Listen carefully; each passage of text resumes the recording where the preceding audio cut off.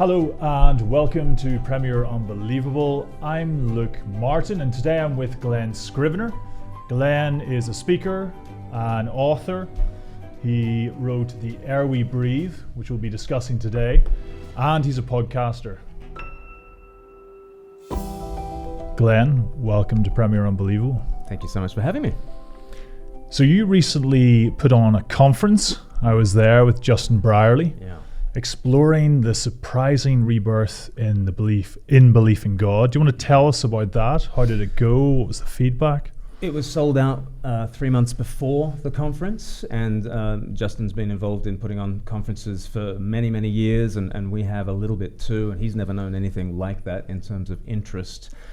So to have a kind of a sold out All Souls lying in place, and then hundreds of people online tuning in, we pitched it as responding to the rebirth, because it's one thing to sort of talk about, is there something going on with Gen Z? Is there something going on with young men and church and that sort of thing? There's one thing to have a sociological analysis of what might be happening. I think it's another thing to respond to it well. It's another thing to figure out what do we do if we're interested Christians and pastors and evangelists and those who want to share their faith with a new cohort of people who are newly interested. What do we do with them? And I think it's quite interesting to chart what kind of apologetics conferences we put on.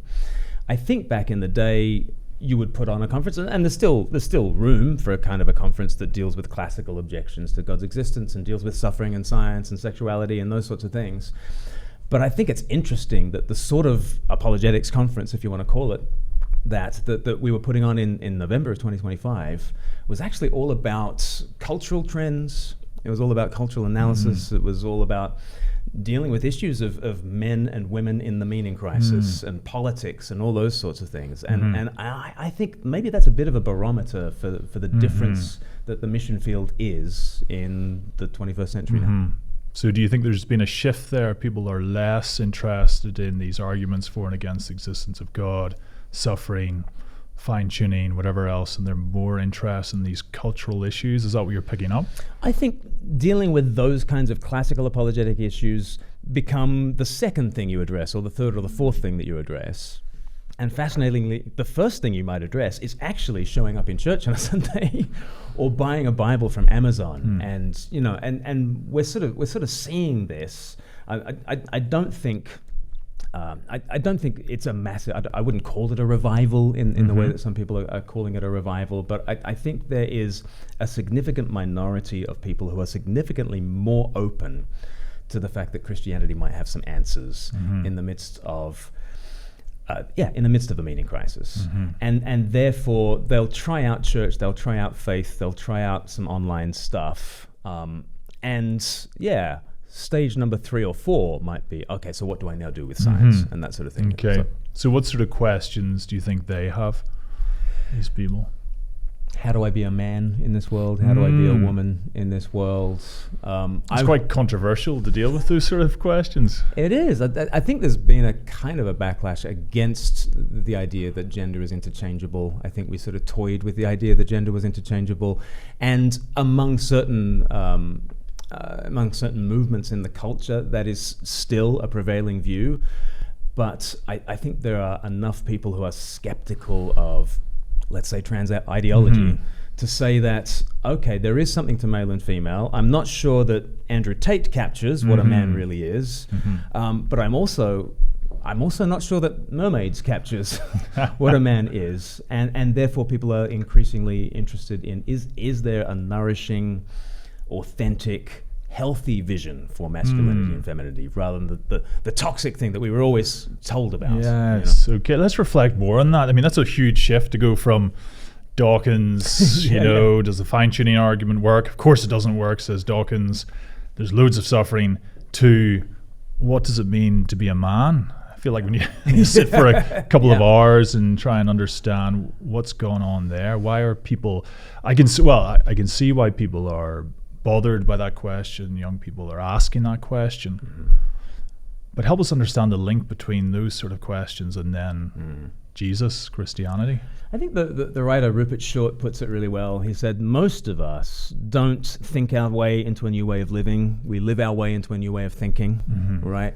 In terms of the way people change is in community with others. When you see that there's a plausibility structure in a certain community, they live a certain way, you dip your toe into that kind of culture and you try it on for size. And let's say you go to university, you're 18 years old, and all your flatmates are vegan, you know? And all of a sudden you've dipped your toe into that kind of culture, and maybe they're able to tell a compelling story about animal rights or whatever it is. But it's not just a worldview. You haven't just picked up a leaflet and discovered a worldview. You've met, Benji and Charlotte, and Benji and Charlotte are credible. They seem to have a way of life that is different, and the difference of it is not maybe a barrier. Maybe the difference of it is precisely the interest for you. And you try on, and maybe in January it's veganuary, and maybe you're kind of giving up meat for a month, and I think that's the way that people change. I don't think it's that they are led through a syllogistic argument. Yeah.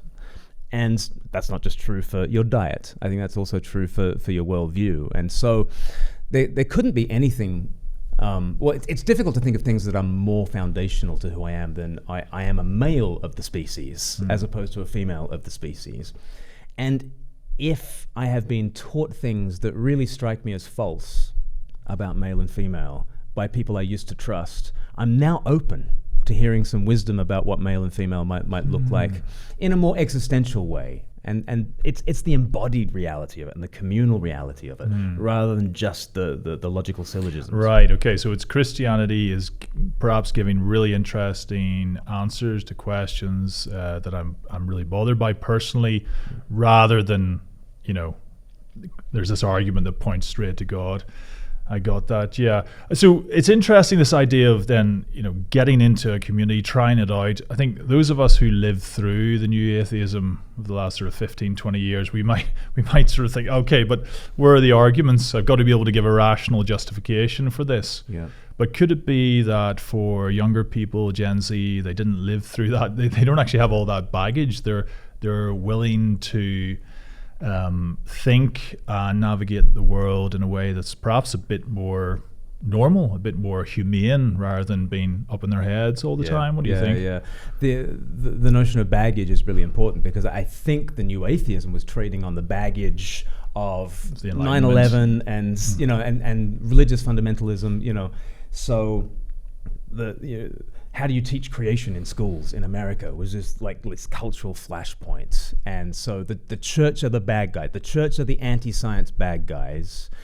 And with radical Islam, just like labeling that as fundamentalist, like puts enough of a sort of elides the difference between Islam and Christianity enough, where you just, so all fundamentalism is wrong. Religious radicalism of all sorts is wrong. And just that idea, and put that together with the correct and appropriate outrage that people had at church sexual abuse, right? And the Archdiocese of Boston, which was part of the Spotlight movie about horrendous sexual abuse that was happening under the auspices of religious authorities. You put that together, you've got baggage, right? And then you get a Richard Dawkins and a Christopher Hitchens coming along and saying God is not dead and religion poisons everything, right? And that has a certain level of plausibility to it. Fast forward 20 years though, and when you say to your average Gen Z guy or girl, like, when you hear the phrase sexual abuse, put an other word into that phrase.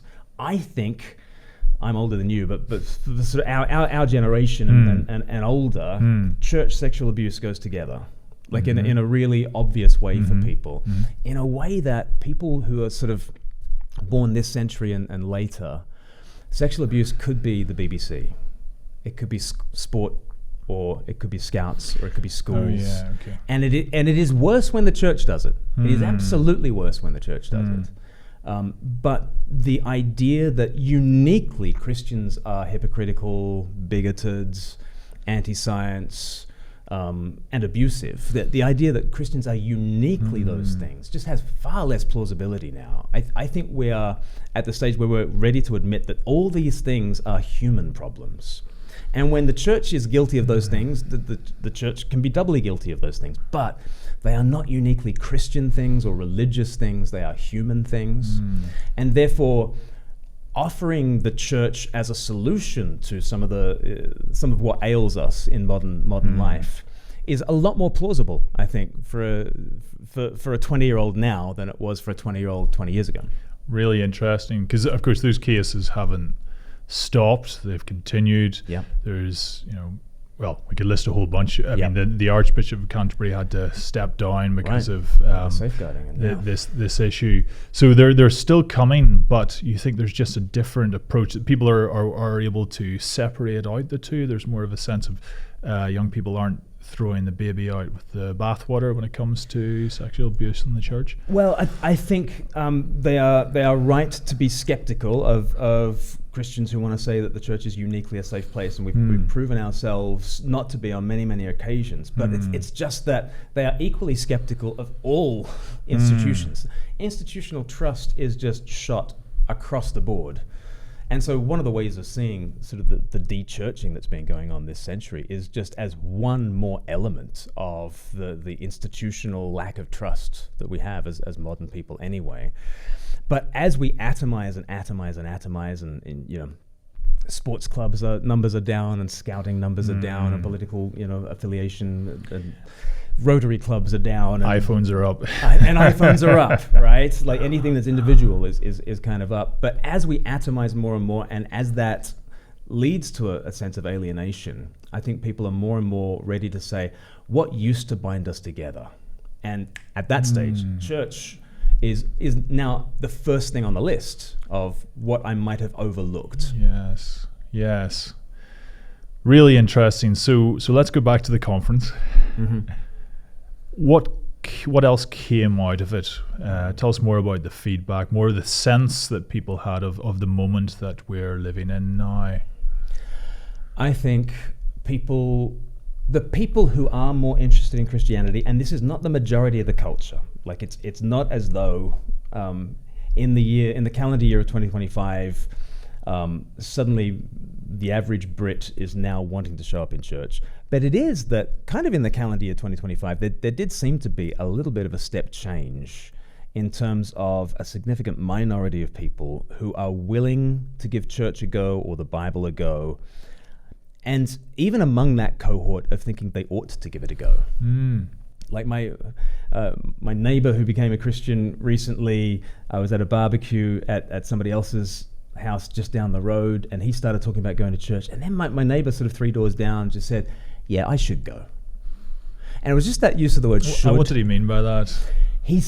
I then asked him to unpack it, and he said, well, it seems to me like the Bible has built the modern world, and I don't know the first thing about it. So and it turned out later on, he went and took his whole family off to church to sort of figure this whole thing out. And I sort of since got to know him and that story of his, and he keeps on saying, yeah, Christianity has built the West and all that kind of stuff. And I sort of said, oh, that's your book. That's my book. That's my book, and it's the Tom Holland book, right?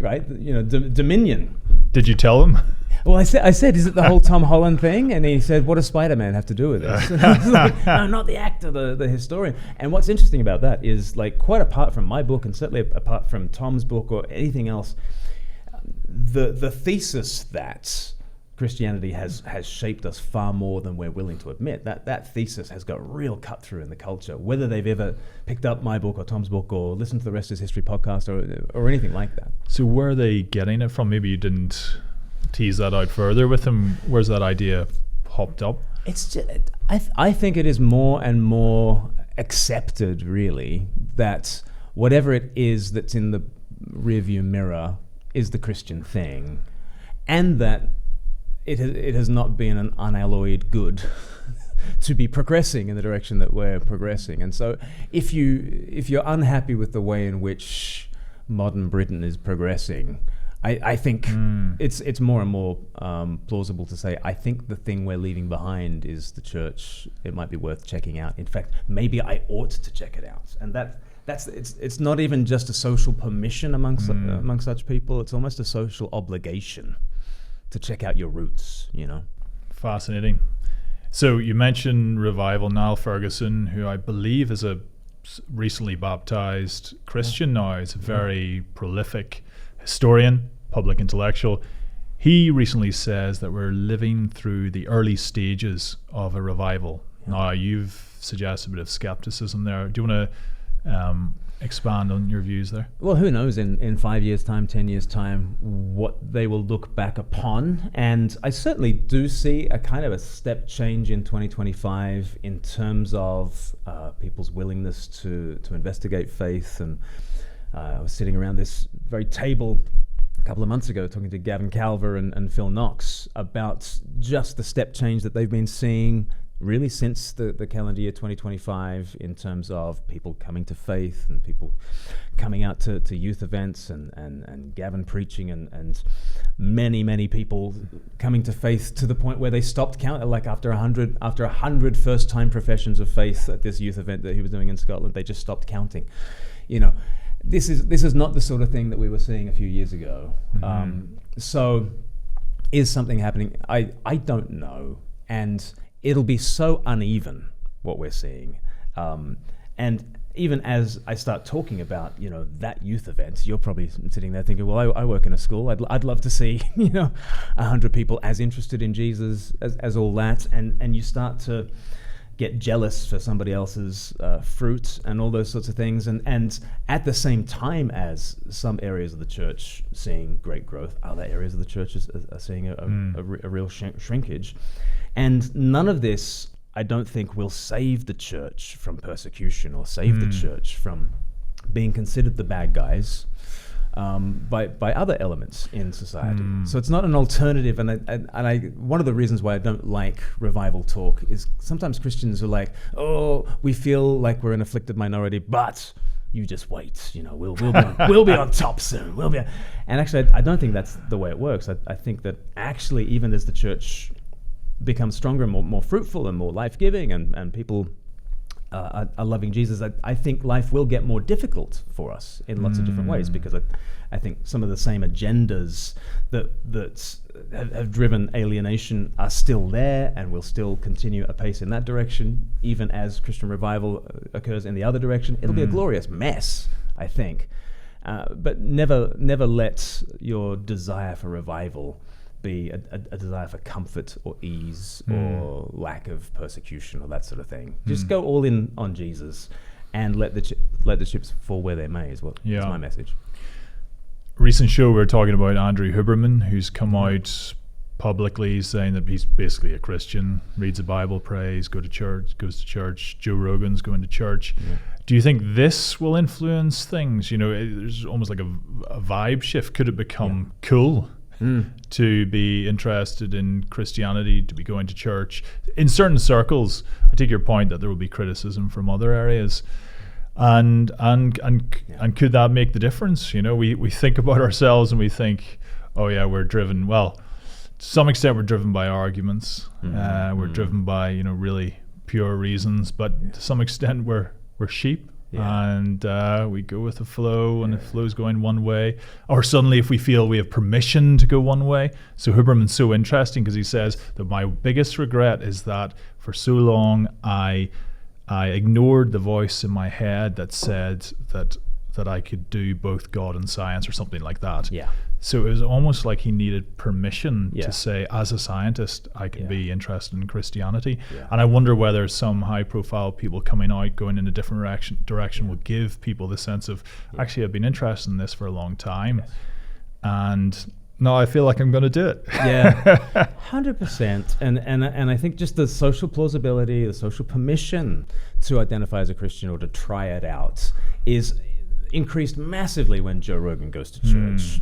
Or when Saka scores and right, points the footballers, to, Ballers for God. That Instagram channel is doing amazing things for the gospel, And I took my son to an Arsenal game recently. It was against Crystal Palace. You got two of the more Christian teams, in the Premier League, and Arsenal in victory are all sort of pointing to heaven, and Eze's doing his cross thing, and Crystal Palace in defeat, down on their knees and worshipping Jesus anyway. And I was just sort of taking my son. You mean, I'm not a football guy, you mean a couple of the players are doing it, or the whole team? I mean, how do you explain Crystal Palace winning the FA Cup if not for God, right? Like, there is a miracle. I assume that's a great joke. I actually don't know if that's a good joke. They very, very much wearing their faith on their sleeve, and a lot of Arsenal players wearing their faith on their sleeve, and a lot of footballers are doing it. A lot of and then in the arts as well, and in terms of singers and pop stars. So just the plausibility of at least as it's plausible for me to say I'm a Christian when Joe Rogan says he is, or when Eze says he is, right? It's just plausible for me to say that I'm a Christian, and that we might wish it were not so. We might not have a theology for this. Yeah. But in reality, your mate is going to receive your invitation to church a bit differently because Joe Rogan goes to church. Fact. Yeah. Deal with it, right? And that you can almost sort of hide behind Rogan. Yeah. You say, I'm going to church, it's a bit embarrassing, but Joe Rogan goes, Rogan. Again, we could spend a couple hours just trying to get into what's going on there psychologically. But the science of faith thing is interesting, because like Huberman as a scientist saying, I can do faith, it just takes that. Like for somebody, like we've been living for 300 years post-enlightenment with this split between science and faith, fact and value, right? The mind and the body, these things are totally split, right? And all it takes is for one person who is both.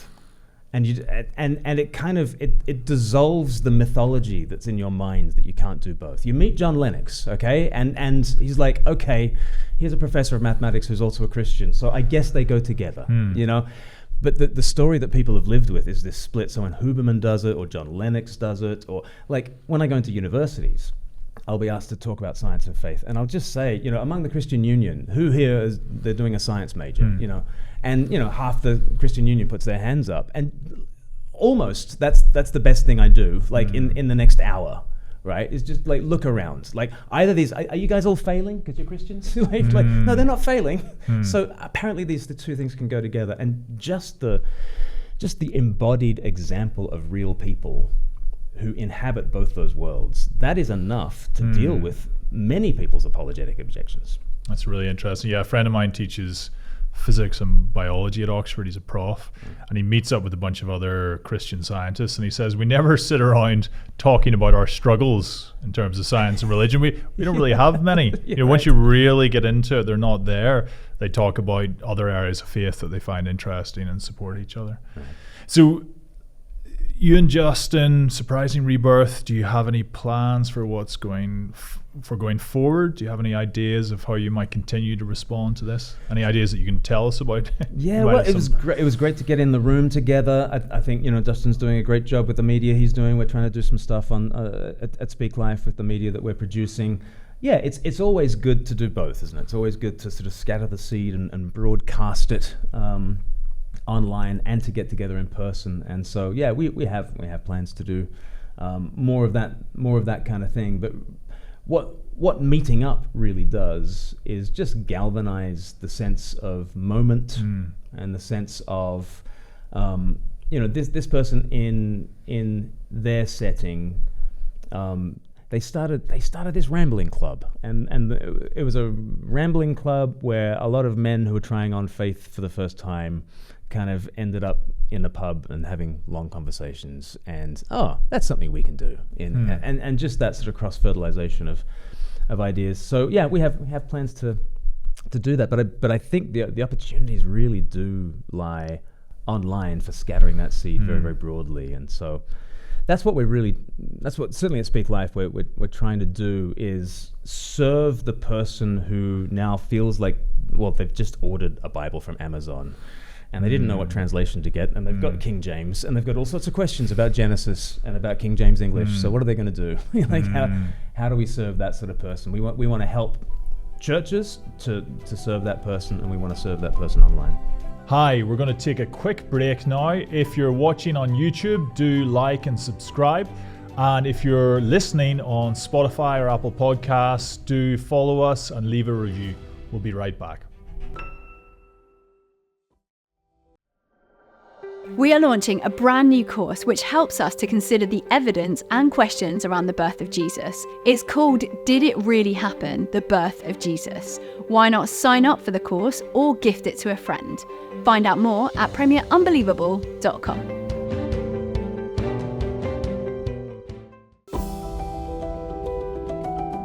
Excellent. So Glenn, tell us more about yourself. Many of our audience will be familiar with you. You studied philosophy and politics, is that right? Yeah, Give us the a much derided degree, politics, philosophy, PPE. and economics. Yeah. Yeah, so you did that at Oxford. Yeah, at Oxford, back in the 1900s, Luke. Uh-huh. Yeah. And give us just a bit of a sense of what you've been doing since then, to sort of the point you're at now. Well, I kind of became a Christian there, so that was good. I was desperate to play cricket. We talked about cricket before we started recording. So that was my big dream, was to play professionally cricket. And, Really? Yeah, but I wasn't good enough, and so just hitting a wall when you get in any walk of life and you aim high and you get to just that level. It's just, you know. So that was at Oxford. At Oxford, you played for the uni team. Yeah, and then you got to play in the varsity game against Cambridge and defeat the old enemy at Lord's. Right, that's the big game, and I fell agonizingly short of that varsity game. And you don't get a blue unless you play the varsity game. And so 3 years in a row, I got agonizingly short of the final 11. And really, the saying is, you don't look up till you're flat on your back. And it was a friend that was inviting me along to church, and I went along to St Aldate's, Oxford, right at the end of 1999. And I remember going and hating the preacher, and and then I went back the following Sunday to hate him some more. Okay, you just didn't like his style, or he thought he was so cool. You didn't like the way he dressed, or he was trying out all these cultural analyses, and he was using pop cultural references like he knew anything. That idiot. And there I was, sort of sitting with my arms folded.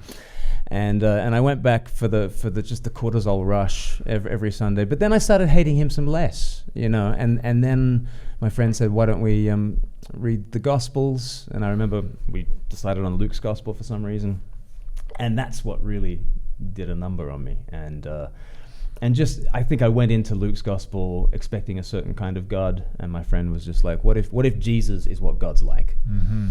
And that question really helpfully framed the Gospels for me. Like, here's the Christian claim. This is what God looks like. Here's God in skin, right? What's he like?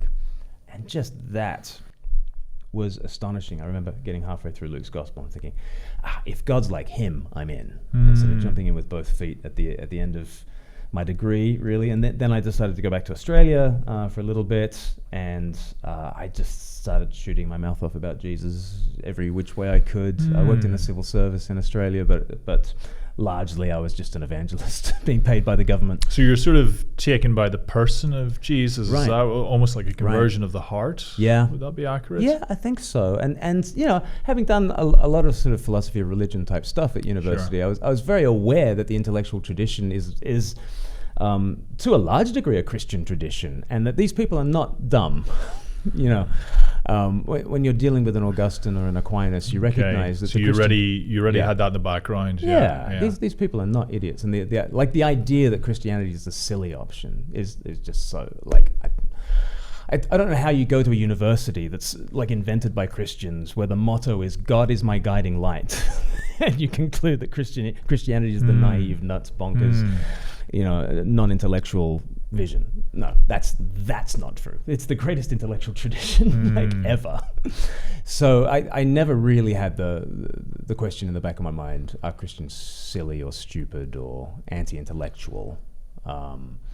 Just briefly, why is it people do? Because people do think that. So why do you think they? But it wasn't an issue for you. Was it an issue for other people at at the time you were in Oxford, or? I think so, but I think it's because of the mythology that I was talking about, the Enlightenment mythology that says there's faith on the one hand, on fact on the other. Like there's values, and there's the intensely personal, subjective realm in which mind exists. This woo thing over here, and then there's the world of science, and fact, and empirical observation, and all that kind of stuff. But that didn't get through to you while you were in Oxford? I mean, I kind of lived. I mean, we're all taught that myth. We're all indoctrinated into that fairy tale that it is.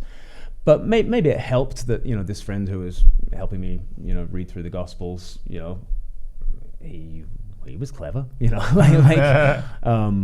wasn't anti-intellectual. He was your Andrew Huberman. He was my Andrew Huberman. Yeah, he stood at the intersection between science and faith. So I guess those two things aren't pulling in opposite directions after all.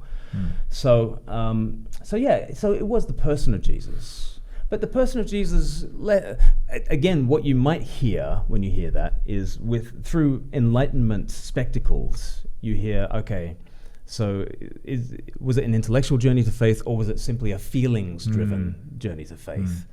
And in a sense, I think the evangelical church, which sort of has emerged as a missionary movement towards the Enlightenment West, right?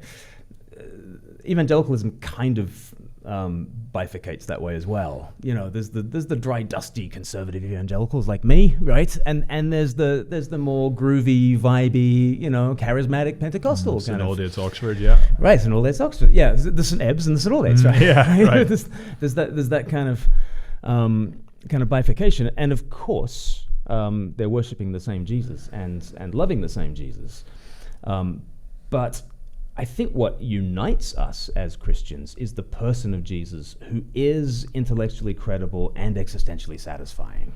And I think I was getting both from the Gospels. I mean, you can't read through the Gospels without encountering civilization-building wisdom here, as well as your heart is on fire thinking, if God stoops and serves and suffers and bleeds and dies, I'm in, right? I think head and heart have been something we've struggled to integrate since the Enlightenment, but I think in Jesus they do make sense. Yeah, it's funny. You can have a more holistic understanding of what it means to make sort of an intellectual ascent to faith. There are some people who come across as very intellectual, but they actually have a very narrow perspective, whereas there's others who appeal to a broad range of different perspectives and sources, and they don't. Sometimes, I was saying this to a friend recently. Sometimes they don't appear just as intellectual, but actually, it's a more holistic approach. So that was Oxford, and give us a bit of a rundown of since then. So working in the civil service in Australia, but spending all my time talking to people about Jesus, and it took me far too long to recognize, you know what, I could do this, full time. There are such people as church ministers and that sort of thing. So I came back to London at some stage and worked for All Souls Langham Place, which is where the Responding to the Rebirth conference happened. Just kind of cleaning the toilets and hoovering the floors. But you got to have lunch sitting next to John Stott, and author of 40 books, and one of the great Christian statesmen of the 20th century, and he was still at All Souls. He was still preaching there, and Richard Buse, another great statesman of the church, Rico Tice as an evangelist, Reverend Dr. Paul Blackham, just an incredible mind, Mike Reeves, You were like an intern. I was, I was just polishing the brass and hanging around these sort of very inspirational people that have had a huge influence on me moving forwards, and eventually found my way to Vicar Factory. I was on the conveyor belt towards becoming a vicar. I then went down to Eastbourne as curate in 2007, and so that's like a church pastor with your old plates on, and then right when I was about to be inflicted on another congregation, I would have had to have become a vicar somewhere, and at that stage a job as an evangelist came up for the organization I'm now working for. So I got that in 2010, and I've been working as an evangelist since then. Fantastic. Are you comfortable with that term, the evangelist? Yeah, it has all sorts of connotations, doesn't it? Whenever I go around and do some evangelism training, I say, what do you think of when you think of an evangelist? And everyone says, fire in their bellies, reptilian figure with a, repent or with burn. with a Northern Irish accent. Har, har, har, har, through a megaphone. And, the end is now, or the end is nigh, which is the same in a Northern Irish accent, actually. But that's kind of the vision of an evangelist. And then what I do in evangelism training, I say, turn to your neighbor and describe to them somebody who helped you be the Christian that you are today. And then they end up describing someone very, very different, right? Full of patience and grace and friendship and all sorts of things. And then I said, we've got a real PR problem, don't we? Because that friend who helped you become a Christian, what a great evangelist. That's not what we think of when we think of an evangelist. We think of a caricature sort of personality type. Sure. Are you interested in trying to challenge that, or do you just run with it? Yeah, a little bit. Which is why I don't run from the title. Some people, I just want to be a Christian advocate or a public. That's right. At that conference, Elizabeth Oldfield said it's taken her a long time to start to kind of own the label of evangelist. I think she said for a long time she avoided it. Yeah, which is a shame because etymologically the word just means herald of good news. Right. It's Why wouldn't you want that? Why wouldn't you want that? Yeah. So people call me an evangelist or a pastor or a preacher or an apologist. Sometimes people call me an apologist, which if by that they mean thoughtful, engaged evangelism that's well contextualized, that deals well with questions and questioners. Sure, sign me up. You're good with that, yeah.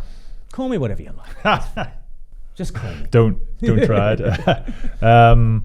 So we were talking about, let's go back then to your neighbor. He's talking about the West has these Christian foundations. I've got to look into it. You wrote this fantastic book, The Air We Breathe. You described it to me as Dominion for Dummies. And I'm the dummy. A year or two ago.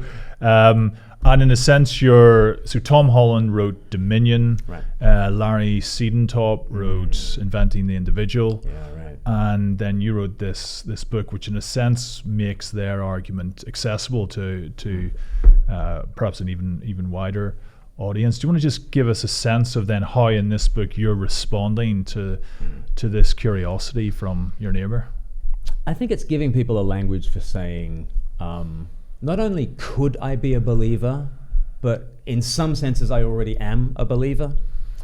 Again, we go back to this Enlightenment split between this fact and value, and Christians are these faith heads who have taken a leap of faith off into this flight of fancy, and they live by feelings, and it seems to work for them. And most people in modern 21st century Britain just sort of shrug their shoulders and say, well, if it works for you, that's fine. But they consider themselves to be living at ground level, just navigating the world according to reason and logic, right? And so we think that the natural state of affairs is not to live by faith, and that the Christians managed to do this weird thing called living by faith. And what I want to do is basically say the West has taken this almighty leap of faith, right? We are living mid-air, and our feet are dangling down. We've got this castle in the air where we now think that it's natural and obvious and universal to believe in human rights and human equality, and that a society should be judged by the way it treats its weakest members, compassion, and we believe in progress, and we believe in the freedom of all individuals. We believe in the individual, and all these sorts of things, which are not obvious, natural, universal, self-evident truths at all. And they have been the result of 20 centuries of Christianization. And actually what I want to say to my neighbor, who wants to investigate Christianity, but they think of themselves as just a rational person, I want to say actually, if you believe in human rights, you already are 6 miles in the air, believing some non-intuitive things about what we are like, about moral value in the universe. And I want to give you some ground beneath your feet. And I think that actually the ground beneath your feet that makes sense of some of the beliefs you already hold is Christian.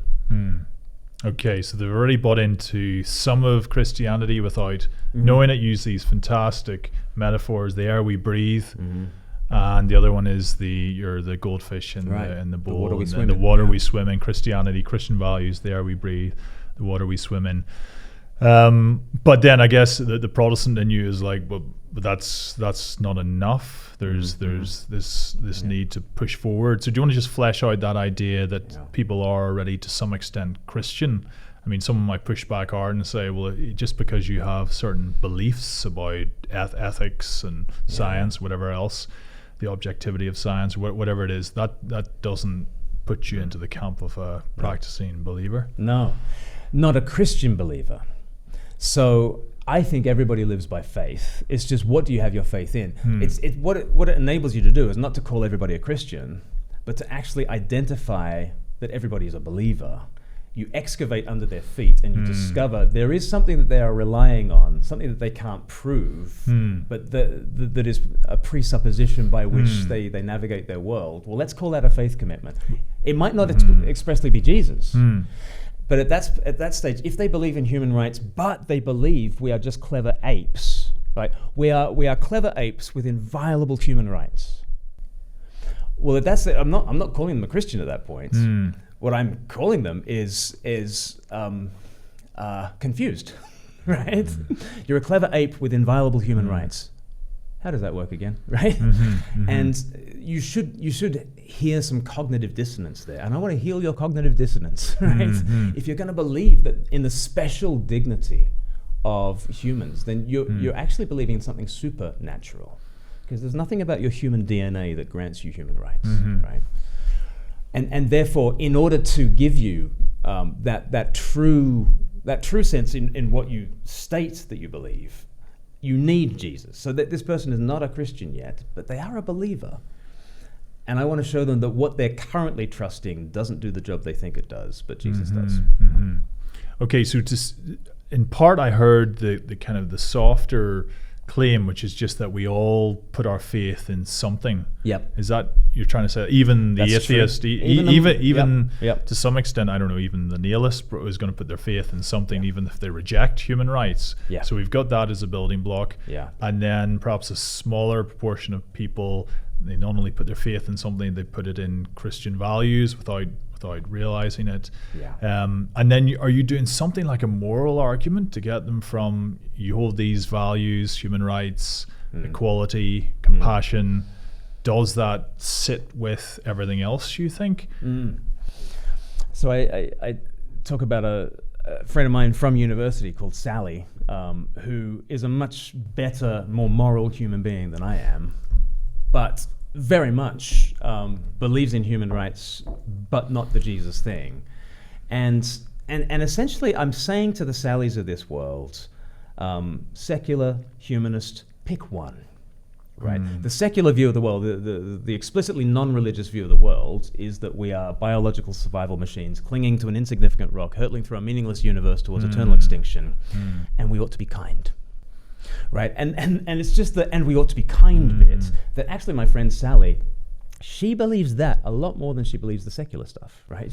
She believes in her humanism a lot more than she believes in her atheism, right? And as soon as I've kind of made her choose, I think we're into an interesting conversation. It's not a slam dunk argument, but we're into a much more interesting conversation in which Sally is awakened to the fact that her atheism doesn't lead the places that she thought it led, right?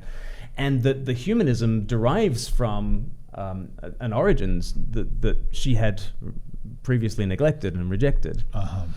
And it's me trying to say, you're nourishing yourself by this metaphysical view of the world in which we are biological survival machines, but you're living into a story in which we are these inviolable centers of worth and dignity. I want you to lean into that thing a lot more, because I think that will make sense of your life a lot more. And I think Sally believes that stuff a lot more than she believes that stuff. And therefore, Sally, come with me to church is a much more, it's a much more plausible thing for me to say to her. So it's one thing to say, Sally, all these views you have, you've got all this Christian baggage. In a sense, it all goes back to Christianity, and humanism itself flows from Christianity. Yeah. It's one thing to say that, almost to make that historical argument, sort of history of ideas argument. Yes. And then there's a different argument, which is that your moral beliefs require Christianity. And of course, that's a philosophical argument. That gets us back into sort of 15, 20 years ago, Richard Swinburne, etc. Maybe, moral yeah. argument. I mean, do you think you have to go down that route and do the sort of that old school heavy hitting philosophy that we started off with? Yeah, I think the sort of things I find myself saying at that stage is just, well, let's think about that history story a little bit more. You know, we've got, here is the Christian church that has led to the abolition of infanticide and the gladiatorial games and the abolition of pederasty, child sexual abuse, and has abolished the slave trade and all these other goods like that. And it is this, you know, it's the largest sociological phenomenon the world has ever seen. So in a sense, it's this expanding universe, the Christian church, that has just a very surprising origins. And you know, the way we came up in physics with the Big Bang is we noticed that there was an expanding physical universe, and we just wound back the clock and we thought, well, there must have been a bang from which the expansion flowed. And I guess in the same sense, the historical argument to people is, this is like, I can explain a great teacher with a school like the Buddha having a movement behind him, and I can explain Muhammad like being this military and political figure that he is, having a movement behind him. It's a lot more difficult to explain this penniless preacher executed in his early 30s, choking to death as a blasphemer, as the origin of the greatest sociological phenomenon the world has ever seen. We see the expanding universe. What was the bang? You know, he was dead and buried on the Friday. Something's happened. Something extraordinary has happened. And that something has woken up Tom Holland himself to you know, he won't go into bat and say, you know, that we can prove historically that Jesus rose from the dead. It's taken him to church. It's taken him to take the faith of his childhood very, very seriously, and to say that this movement is the greatest movement that there is, and I'm going to, you know, give myself to it. So it's not about slam dunk arguments, but again, I think we live our way into a new way of thinking. So I think it's making plausible the idea of diving in with both feet to a Christian community and seeing the world with new eyes. And then the faith thing kind of happens in that context. Yeah, I don't want to labor the point. I just wonder whether Sally might say, if she's feeling particularly skeptical, she might say, well, okay, yeah, I get that Christianity, I owe a lot to Christianity, but surely, you know, we can sit down and think up some complex philosophical arguments. Eric Wielenberg is one philosopher who puts forward the view that we can have these absolute moral values without appealing to theism. I wonder if she can say, okay, yep, fair enough, I'm not going to be a Richard Dawkins, I'm not going to be really down on Christianity. We owe it a lot in the West, but I still think I don't need it now.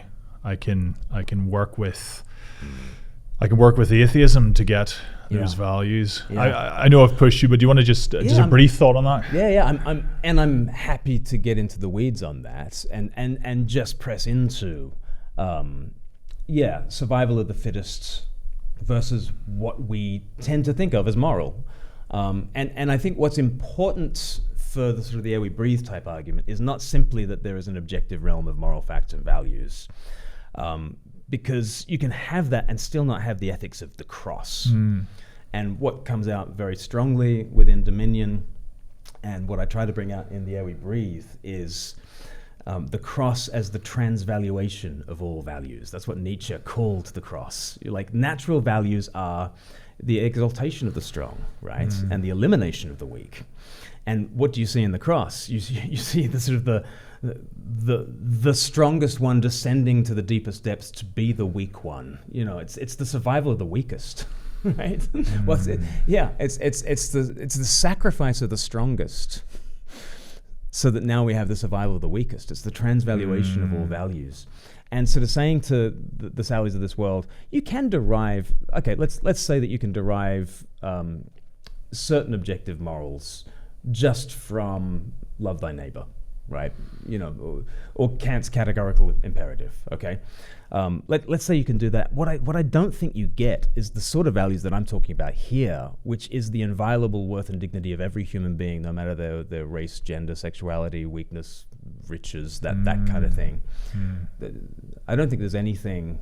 I don't think there's anything that naturally obligates you to that kind of view, or to thinking that a society is best that treats its weakest members, the best, or the kind of progress, that I talk about in the book, or that you could never enslave members of your human population. You might want to go down a Kantian route, but Kant can only get there because he's already got the individual, and he only got the individual because of Christian civilization. I think a lot of the so-called secular arguments for secular humanism are taking a lot of Christian ingredients and combining them together without really pressing into how Christian those ingredients are. And Kant's argument depends on the idea of the rational human, which arguably excludes some who are, struggle with learning disabilities and whatever else. Which is not very Christian. Yeah. Hope you're enjoying the show. Do be sure to follow us on social media on Facebook, Twitter, X, Instagram, and TikTok. We'll be right back. The mind and brain are connected, but the scientific data doesn't enable you to establish the nature of that connection or the relationship. Just because science can't demonstrate that physical processes and mental processes are the same thing, that in and of itself doesn't give you any evidence that that's not the case either. Some people talk about seeing deceased relatives and communicating with them. This idea of floating up out of your body and watching things happen and being able to describe it afterwards, that could be formed in your imaginative mind. Conscious experience and brain processes are two fundamentally different things. I wonder if we're talking about... Would you like me to go out for a bit? You guys seem really happy.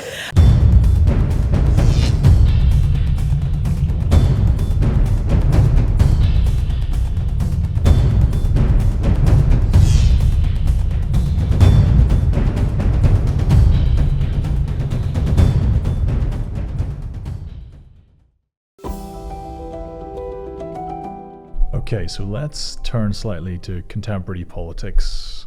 You are a Keller fellow. I had the privilege of having Kathy Keller on a couple of months ago, and she brought up this article a guy called James Wood had written criticizing what's called the third wayism, a third way approach.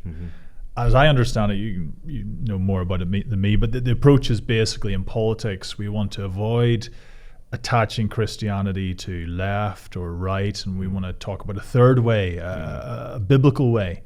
We want to endorse that. We want to sort of, stay out of really getting into the nitty gritty of politics in case the gospel gets attached to a particular political cause. So there's that, and then James Wood basically criticized it. So what, as a Keller fellow, what are your thoughts on where third wayism is now?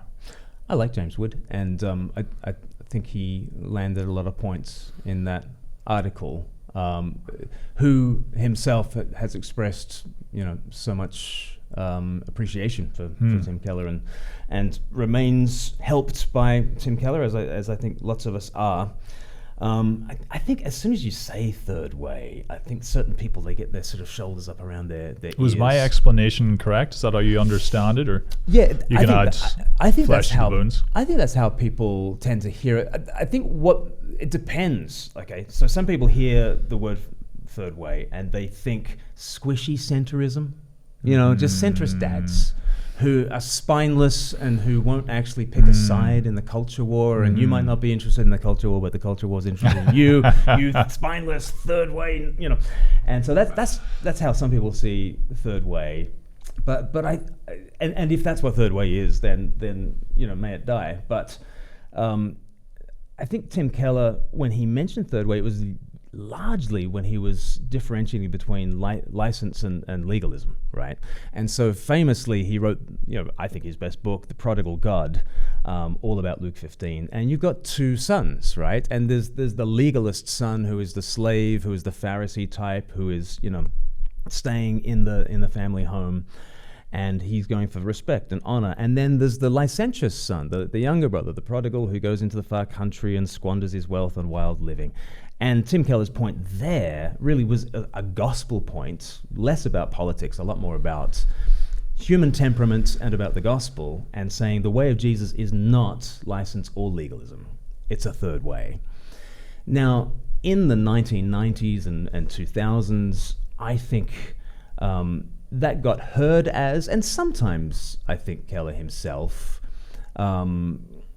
would sometimes kind of say, well, I guess there he is preaching in Manhattan, and there are a whole bunch of people who've come from Alabama, but they're now making it in the city, and that Southern Baptist Church, which was they're from a red state, and they might recognize themselves or that culture in the elder brother.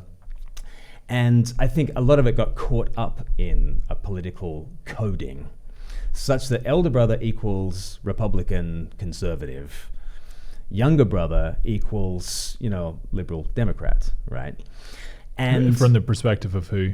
From the perspective of that story, and from the perspective of I think someone hearing about the third way there might think, I can maybe map a spiritual lesson onto the politics of the political spectrum, such that the more elder brother style is, I guess, a bit more conservative, right? The elder brother's more conservative, right? And the younger brother's more liberal, freedom, right? Okay, yeah. Now, what's interesting, and I think Tim Keller, even before he died, was recognizing this as well, is that the political spectrum is not like that anymore, actually. And when we're thinking about legalists, and we're thinking about a kind of a moralizing, wagging finger, actually what we've kind of lived through, and what people sometimes describe as woke, right? What we've lived through is Karen from HR is the elder brother, right? Telling you what you can and can't say. And there's been an authoritarian progressivism that feels a heck of a lot more older brother style, actually. And then you've got these Joe Rogans, right? Who, Joe Rogan, fascinatingly, in 2016, he voted for Bernie Sanders in 2016 and voted for Donald Trump in 2024, right? And he's gone on a journey because he's the barometer of like barstool Americans. Like your Joe Rogan, like is he more elder brother or young brother? And so like he's more like younger brother style, right? Isn't he? But he voted red, and Karen from HR voted blue, but she's more elder brother. And so I think what we've seen really is the collapse of the usefulness of our old political spectrums. And what people have heard Tim Keller say in a 2000s setting, they're now applying to 2025 or 2026, as we now are, and finding that paradigm is less and less useful. And I think James Wood made some of those points and other points like that there's winsomeness is also another kind of thing that James Wood sort of took issue with. If we're just trying to be nice to people, we're onto a loser kind of instantly. And so if winsome third wayism is trying to coddle left and punch right as much as I can. Right, that's criticism. So that the coastal elites like me, and so I'm gonna throw the Southern Baptists from Alabama under the bus, just as I did in my story. We all know Southern Baptists, Alabama, and there'll be people listening to this. How dare you, Glen Scrivener? I'm from Alabama, right? But it's so easy. So here am I. I went to Oxford, and now as an elite, I'm throwing U.S. conservatives under the bus. And does the shoe sometimes fit there? Yeah, it does. But here's my thing about third wayism. The third way, most usefully, is about refusing the political binary that's being offered to you, as though you must jump in with both feet on MAGA, or you believe in abortion up to term, right? Like this is the right. If that's the choice that's being forced, and at times in the ballot box, or however they describe presidential elections in America, it has seemed very much like, okay, well, if I don't like abortion up to birth, my other alternative in a two-party system is, okay, do I now wear the MAGA hat and go that way? But if that's the case, that's almost like a critical thinking skill, avoiding all or nothing thinking, avoiding the extremes. Could that really be all it is? I mean, this my modest proposal is that we try to reclaim the phrase third way from its associations with just spineless, squishy centrism, and actually bring it back to the nuance, and which doesn't play well algorithmically, but like Charlie Kirk. So we made a video on the Speak Life channel last year about Charlie Kirk practiced third way when Nick Fuentes, who's like very far right anti-Semite and worse, he had some of his groypers, his followers trying to infiltrate the Turning Points USA meetings, and Charlie Kirk was like, no, we say no. And it's not a case of there's no enemies to my right. There can be enemies to my right. And Charlie Kirk was flexing a third way kind of a muscle when he was saying, I'm going to stand here and no to this and no to that. Right? What's he doing in that moment? Now, people aren't used to calling him, third way in that instance. He's almost the opposite of third way, as perhaps is the caricature that you've put forward, the sort of staying, if third way is staying out of the culture war, you can't get more in the culture war than Charlie Kirk. But as soon as you distinguish yourself from somebody further to the right, you're kind of exercising that kind of muscle, and so call it what you want. Maybe the term is just so useless now that we should abandon it. Fine. But whatever you call it, you need to do it, right? Because you're being confronted with these binaries in an ever more siloed world, in a bifurcated world, in which, and I really feel for my American brothers and sisters they're kind of in a two-party system in which they're just told you're team blue or team red, and if you're not team blue, you must be team red, and you must be team red all the way. And then that MAGA train goes further and further in directions that aren't Christian, and to speak a word against that suddenly gets heard as capitulation to the bad guys. And we've got to flex this kind of muscle. I don't care what you call it. You got to flex that muscle. Yeah, I'm all on board with that. I mean, I think I don't know, would it be fair to say that some in the third way camp would be critical of Charlie Kirk, maybe perhaps before he was assassinated? You don't want to speak ill of the dead, but in terms of his approach to cultural apologetics, to engaging with culture, I mean, what do you think of that criticism that he was too involved with the culture war? He tied Christianity too closely to certain political, cultural issues, and that, I guess the criticism is that alienates those who, I don't know, are more on the left. Yeah. Well, I mean, I liked the trajectory that Charlie Kirk was on, because I think he was first a MAGA guy, and then he was a Christian apologist. Genuinely, you look at his career, and he started Turning Points USA first of all, as a political movement. Turning Points faith came second. Just that's just the timeline of how it fleshed out. And I'm very happy for all the things that he said about Jesus, but the order of things for Charlie Kirk and the order of his career, and I think if he was still alive today, I think he'd keep on being very firm for Jesus, and God would use that in lots of different ways. But I think he was a politics first kind of a guy. And so I do think that the comparison between, you either go Charlie Kirk or you go Tim Keller, it's just apples and oranges, like very much apples. You're talking about, Tim Keller, a church planter in New York City, a preacher, versus a political activist who was also a Christian, who was also saying Christian things, and for that we give great thanks. But we're describing two really quite different things. Yeah. So the idea of winsomeness, you summarize it briefly as nice, which I guess it's criticized for it. Yeah, that's why people understand it. Yeah. The idea is that you want to minimize offense to maximize reach. Yeah. I don't think Charlie Kirk did that. I actually think he went pretty full on into some of the very controversial issues. Now, he had an enormous reach, and I didn't really realize this until after he died, because I wasn't that familiar with his material. I think I just watched the Oxford and Cambridge appearances because, I've been told, some younger people had told me, you got to watch this guy. I wasn't that familiar, but man, did he have an enormous reach.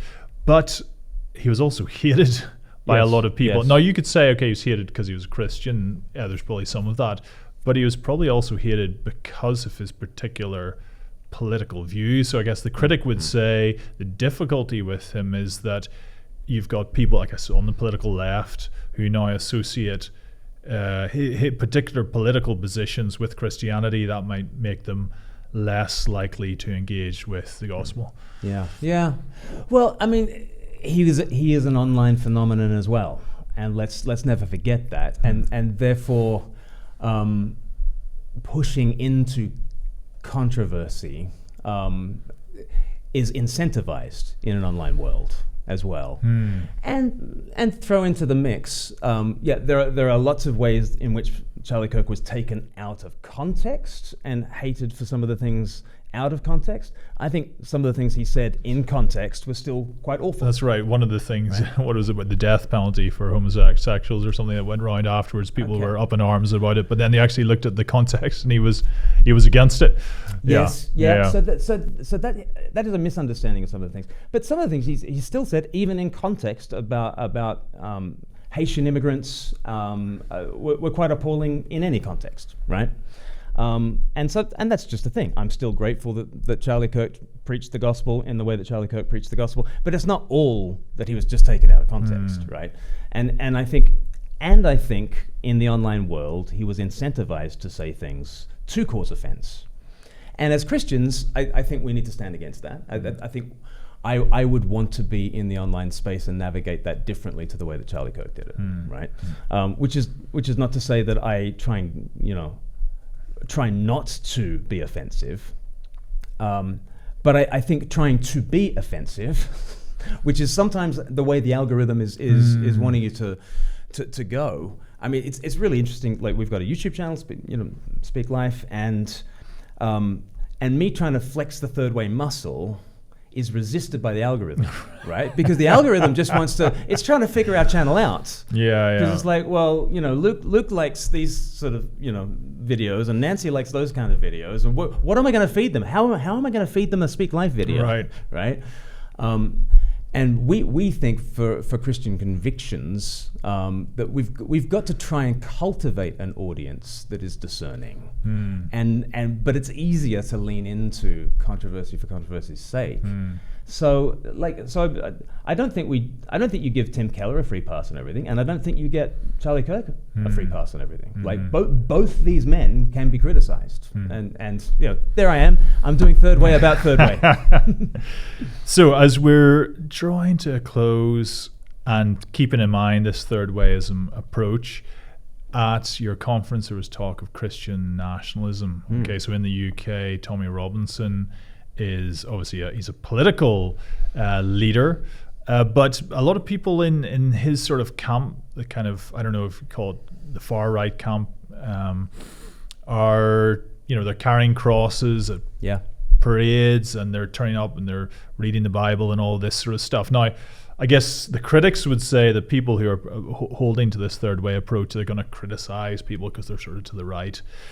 So, well, let's bring it before us. Thinking of taking a nuanced view. So, how are you approaching this supposed rise in Christian nationalism in the West? I mean, it's so interesting the way that phrases come to be understood, and the difference between an American understanding of it and a UK understanding of it. America and its very peculiar founding in 1776 has a kind of a separation of church and state in a way that is just so very different from, did you see the coronation? like they're in the grandest temple in the land, the greatest high priest in the land anoints the king, right? Like, who does the Archbishop of Canterbury think he is? He's the one who gets to anoint the king as we sing scripture and are we a Christian nation? Like, from one point of view, you just shrug your shoulders and say, well, obviously, like very obviously we are a Christian nation. From that point of view, like I just don't see any historical argument against that. Like I think America had a different kind of a founding, and it was a different kind of founding to any other country that's ever existed, really. And very consciously, pilgrims wanted to go over and start again with a different relationship between church and state. So what does a Christian nationalist mean in America, as opposed to what does a Christian nationalist mean in the UK? I think it actually means quite different things. What do we make of Tommy Robinson rallies where lots of prayers are said, and there was a carols event in December. we interviewed on our channel a guy, Harrison Clues, who he described himself. He was to the right of Tommy Robinson, and sort of came to faith and loves Jesus, and he still loves the patriot community, which let's describe people the way they want to be described, and in some ways it can be too easy to tar everybody as far right, whoever attends these sorts of things. Yeah, I meant that more as a descriptive term when I was using it rather than pejorative. Exactly. But yeah, on certainly on the right of things, certainly on the nationalist side of things, they describe themselves as patriots, and among them there are people who are either Christians or very open to Christian things. And so Harrison went with Gospels and got into conversation, and I think there are a lot of Harrisons in those sorts of crowds. And if they turn up in my church, and if Tommy Robinson turns up in my church, I hope they get a massively warm welcome. And I really hope that the church is the place where the person who puts a flag up on a Saturday night might sit next to a Ghanaian refugee like on the Sunday morning and get talking, right? Such that, the Ghanaian says, those flags, they feel territorial to me. They feel like you're staking your claim and that you want me out, and I feel this is a statement of aggression. And then, for others to hear, okay, well, but this guy says, why does everyone else get a flag and we don't get a flag? Everyone else is allowed to flag.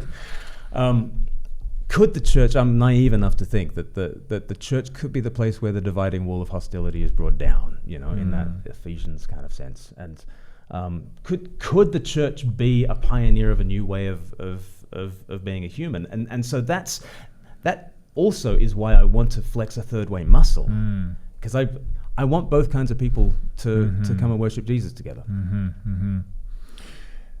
So, final thoughts then on how the church might respond to this moment. We had Professor Lord Nigel Biggar on, and he was saying, too often the Christians they're afraid to get involved in some of these controversial issues, tying into the Charlie Kirk debate. I think he said he sometimes feels him and a few others are down there fighting, and other people's are standing back, safe, avoiding the controversy. So there's a sense from him we need to get involved.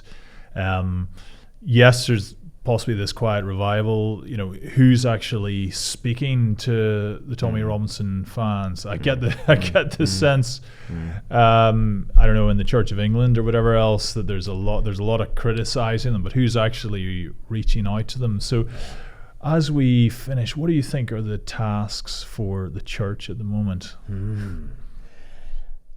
Well, I think there has been some unfortunate messaging around all that, as though if a bishop has every right to speak against sin where that bishop sees that there's been sin, but can the bishops also recognize that they have a politics too, and that it is not self-evidently the way of Jesus, simply because it would find a nice home on Thought for the Day on Radio 4. Like, are we all going to own the fact that we're coming from somewhere? Politically, I'm an Australian in the UK. I'm an anywhere, to use David Goodhart's kind of taxonomy. There's the anywheres and there's the somewheres, and the somewheres are the majority of this country. The majority of this country lives 6 miles from their mother, right? That's the kind of the grounded, earthed, And I was just so disappointed that after the Brexit vote, I think there was one bishop who told the world that he was going to vote for Brexit, and every other bishop said that, like, I don't have a dog in that fight. I don't care about that vote. I think the only thing I think is that Australia should leave the Eurovision Song Contest. That's the only thing I think, right, on this issue. I don't care about is Britain part of that or not. But I just think it's very interesting that you've got a national church in which so many are thinking that they're speaking for the nation in one way, and there's actually and they lost. That's the 48%, and then there's the 52. So look, if you are going to, I guess what I'm saying is people fear talking about politics when actually what they're saying is that they fear talking against the kind of politics that's just the air that we breathe. It's just the water that we swim in. And can we all just own that we come from a certain place politically, and then do the hard work of what does it mean really to put Jesus first in our politics? And yes, it might make us treat the stranger differently, but it also might make us obligate the stranger to live in the nation in the way that the stranger was obligated to live in the nation, right? In Old Testament terms, and that Jesus will challenge left and right, nationalist and globalist, like in all sorts of uncomfortable ways, and so let's unearth and expose the fact that we all are coming from a certain place politically, to the end that, not that this side beats that side, but to the end that Jesus is exposed as a Lord who can speak a word of repentance and faith to the patriot, right, and to the refugee, right? Like he really does and can and will continue to speak a word of repentance and faith, of cross and resurrection, of no and yes, to all sides. And so once again, I think the third way at that point is a way of engaging politics, not a way of washing your hands of it. Fantastic summary. Glen Scrivener, thank you so much for joining us on Premier. Unbelievable. Thanks, Luke.